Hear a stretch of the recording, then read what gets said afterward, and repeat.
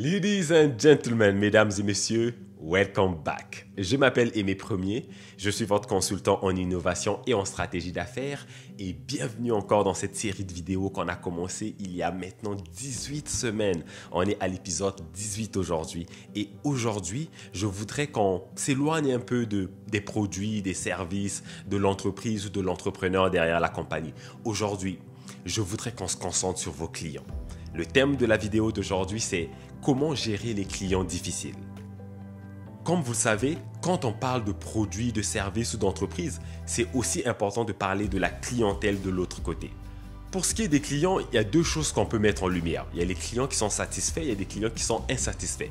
Pour les clients satisfaits, ça ne sera pas trop difficile. Tout ce qu'on a à faire, c'est de continuer à les satisfaire et toujours donner un peu plus qu'on leur a donné la fois précédente. Donc, on veut les garder satisfaits. On veut qu'ils reviennent encore faire affaire avec nous encore et encore et encore. Maintenant, concentrons-nous sur les clients difficiles parce que c'est le but de cette vidéo aussi. Écoutez, on a eu déjà assez de pertes avec le Covid.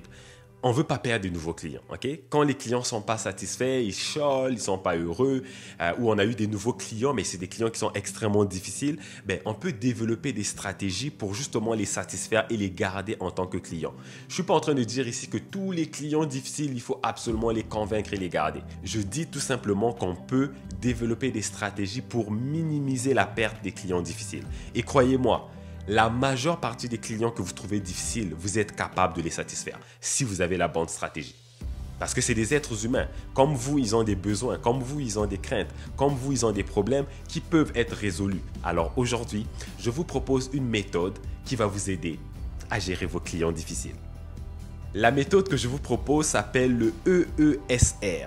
C'est en 4 étapes seulement. Vous allez voir, c'est super facile. Même votre grande maman sera capable de le faire. Alors, commençons avec le premier E. Le premier E signifie écouter. Écoutez vos clients. C'est très important. Quand quelqu'un est insatisfait d'un produit, d'un service que vous lui avez vendu, la première chose qui est la plus grosse marque de respect, c'est juste écouter. L'écoute active, ça montre à la personne que vous lui donnez de la considération, que le client n'est pas juste un nombre ou un chiffre, okay? Que c'est un individu que vous prenez en considération. Alors, écoutez vos clients. Si vous êtes quelqu'un qui n'aimait pas écouter, vous êtes toujours en train d'interrompre les gens quand ils parlent, you have to work on this. Vraiment, it's worth it. C'est la première chose. Deuxième chose, excusez-vous. Le deuxième E. C'est très bien d'écouter les gens, mais c'est aussi bien de s'excuser parce que cette personne ressent les émotions qu'elle ressent en ce moment, la frustration ou l'insatisfaction, parce que quelque part dans le schéma, vous êtes là-dedans ou votre compagnie est là-dedans. Parce que si ce n'était pas le cas, elle ne serait pas en train de vous parler de son insatisfaction.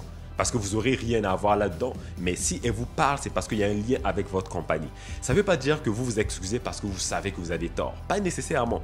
Vous vous excusez parce que somehow and somewhere, dans l'équation, vous êtes involved. Okay? Dans l'équation, quelque part, vous êtes responsable des sentiments que la personne est en train de ressentir en ce moment.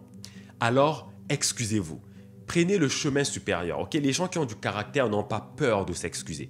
Ça ne veut pas dire que vous êtes faible, ça ne veut pas dire que vous vous abêchez ou vous lui léchez les bottes. Absolument pas. Ceux qui font ça et qui pensent comme ça, c'est des gens qui ont trop d'ego.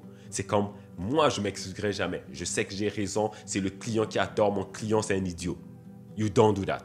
Ça montre juste que vous n'avez pas de caractère ou vous n'avez pas un caractère fort.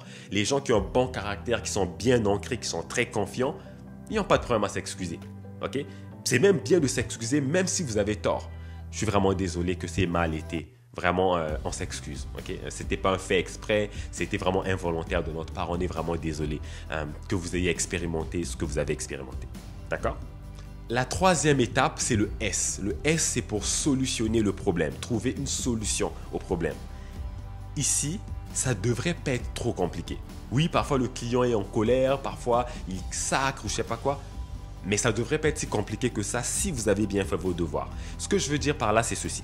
C'est qu'à chaque fois que vous vendez un produit ou un service, vous devriez déjà à la base avoir un plan, une stratégie pour chaque fois que ça ne va pas fonctionner, que nous, on a foiré, on a mal fait notre travail ou le client est insatisfait, dès le début, normalement, en tant que bon entrepreneur, bonne entreprise, vous devriez déjà avoir un plan en place pour ces stratégies et pour ces moments-là.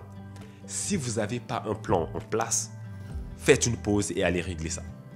Parce que ça, là, ça va arriver souvent que les clients soient insatisfaits. Vous n'allez pas chaque fois réinventer la roue, essayer de trouver des nouvelles solutions. Listez les solutions que vous avez déjà mis en place, tout simplement, et utilisez-les à ces moments-là. Je vous donne des exemples, ok? Une des solutions que vous pouvez trouver et mettre en place, ça pourrait être par exemple de refaire le travail.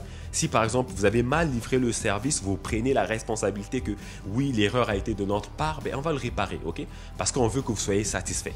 Ou une autre solution, ça pourrait être faire rembourser la moitié de l'argent que le client a payé au début pour réparer la partie que vous n'avez pas bien fait, par exemple. Il y a des entreprises ici qui offrent carrément un remboursement complet. Le produit n'a pas été bon, on va vous le rembourser. Ou on va vous donner un autre produit à la place si le produit qu'on vous a vendu était défectueux.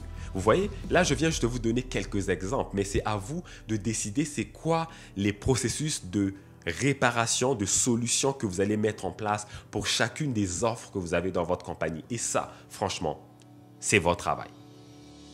L'étape 4, c'est remercier le client, c'est le R. Ici, on veut dire merci au client déjà de nous avoir fait part de son insatisfaction de la meilleure façon possible, même si la personne est en colère, on veut juste lui faire savoir qu'on apprécie que vous veniez nous dire que vous avez été insatisfait parce que ça nous aide à nous améliorer. Même si vous êtes mis en colère, on ne va pas mentionner ça, ok? On veut satisfaire le client. On va dire merci d'avoir eu du tact et merci d'avoir pris le temps de nous faire savoir que vous avez été insatisfait par le travail qu'on a fait et merci beaucoup d'avoir fait affaire avec nous. Merci d'avoir accepté la solution qu'on vous a proposée. Donc, on va lui dire merci parce qu'à la fin, ça ferme bien la boucle. Donc, le problème a été résolu et la personne vous a même remercié. Vous vous sentez comme « Wow, cette compagnie, ils ont de la considération pour moi and I love it. » Ok? Vous allez sûrement vous poser la question « Mais je fais quoi si finalement la solution n'a pas fonctionné? » Vous n'avez pas réussi à vous entendre sur une solution. Remerciez quand même la personne. Dites-lui « Merci beaucoup d'avoir pris le temps d'écouter la solution que je vous ai proposée. Je suis désolé que ça n'ait pas fonctionné. Donnez-moi une semaine. On va travailler sur quelque chose d'autre. On va vous revenir là-dessus avec une autre solution. » Ou on peut aussi aller avec l'approche de « Ok, moi je vous ai proposé plusieurs solutions, ça n'a pas fonctionné. Qu'est-ce que vous voudrez ?» Des fois, c'est juste la meilleure solution. Posez-lui la question.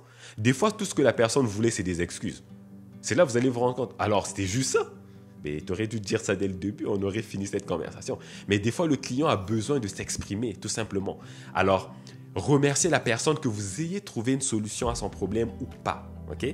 Si vous n'avez pas trouvé la solution, ajournez-la. Revenez plus tard, allez par exemple parler à un manager ou dites qu'un de nos supérieurs va vous revenir sur ce problème pour qu'on puisse trouver une solution. Ou bien la semaine prochaine, on va vous revenir là-dessus. Quoi qu'il en soit, dire merci, c'est vraiment, vraiment une bonne habitude. Ça montre que vous avez de la classe, que vous avez du respect pour les gens et que vous considérez le fait qu'ils fassent affaire avec vous. Parce qu'ils auraient pu faire affaire avec quelqu'un d'autre. D'accord ? Bon, parce qu'on arrive déjà à la fin de la vidéo, je vais conclure en vous résumant tout ce que je vous ai appris dans cette vidéo. On a appris 4 étapes simples pour apprendre à gérer n'importe quel client difficile que vous allez avoir. Premier E, c'est écouter le client. Deuxième E, c'est excusez-vous. Troisième, c'est le S, c'est solutionner le problème. Trouver une solution à l'insatisfaction du client. Et le quatrième, c'est le R, remercier le client. Si vous faites ces 4 étapes, peu importe l'état dans lequel le client est venu vous confronter à cause de l'insatisfaction dont il fait l'expérience, vous allez être capable de désamorcer le client et quand vous allez raccrocher, le client sera satisfait de dire comme « Bon, enfin, ça a été réglé ». Assurez-vous de vraiment avoir chacun des éléments dans la combinaison que vous allez faire pour pouvoir garder ces clients insatisfaits comme clients. C'est la fin de la vidéo. Comme d'habitude, si vous avez aimé cette vidéo, laissez des commentaires en dessous et partagez-la avec vos amis. Et si vous l'avez détesté, partagez-la avec vos ennemis. Et d'ici là, continuez à avoir du succès, travaillez fort sur votre business, soyez heureux, profitez de la belle température. Et d'ici là, je vous souhaite un bon succès. On se voit dans la prochaine vidéo. Ciao!